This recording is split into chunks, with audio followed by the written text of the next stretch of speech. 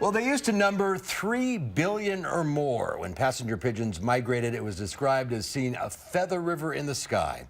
Our hungry, growing nation also saw them as delicious and hunted them to extinction in about 50 years. The last passenger pigeon, named Martha, died on September 1st, 1914. It's hard to imagine. From 3 billion passenger pigeons to none. The passenger pigeon's flight to extinction is the subject of 3 events happening in Madison this weekend. And to tell us all about it is Professor Emeritus in Conservation, Stan Temple. Nice to see you again, Stan. Good to be back.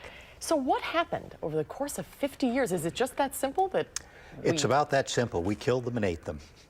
It's almost unbelievable that you could have taken the most abundant bird on the continent, probably in the world, and pushed it over the brink in one human lifetime. They blackened the skies when they migrated for days. They did, for days and days on end.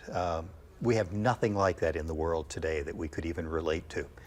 It's hard to imagine what 3 to 5 billion birds must have been like, but if you put all those birds beak to tail and strung them out in a line, they could circle the Earth at the equator 23 times. Wow. That's a lot of birds. Ooh, that's hard to even In 50 years. comprehend. And in 50 years. Why were they important?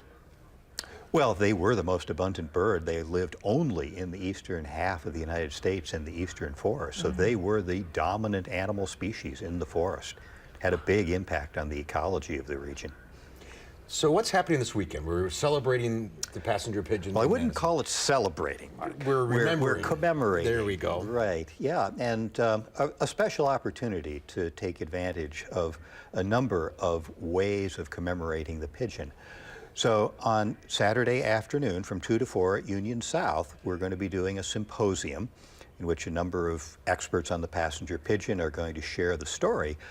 But we're also going to be doing the Madison premiere of a new documentary film about the passenger pigeon. And the filmmaker will be there to discuss the project. And where will that be shown? At Union South. And then there's a symphony?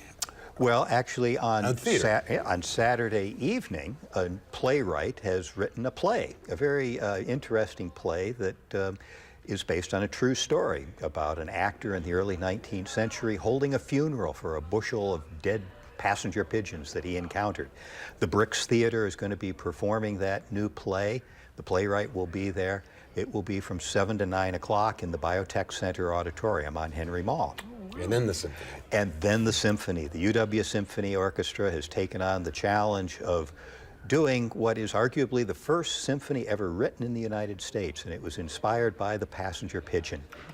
And it has not been performed in over 150 years, and as far as we know, until this year, has never been performed in the U.S. That's very exciting. So what should we learn from all of this?